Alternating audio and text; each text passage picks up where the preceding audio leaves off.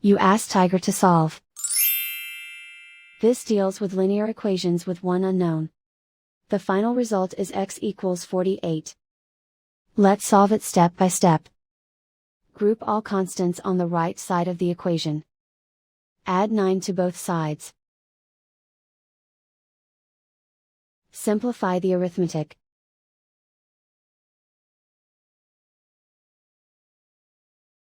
Isolate the x. Multiply both sides by 3. Group like terms. Multiply the coefficients. Simplify the fraction. Simplify the arithmetic. And so the final result is x equals 48.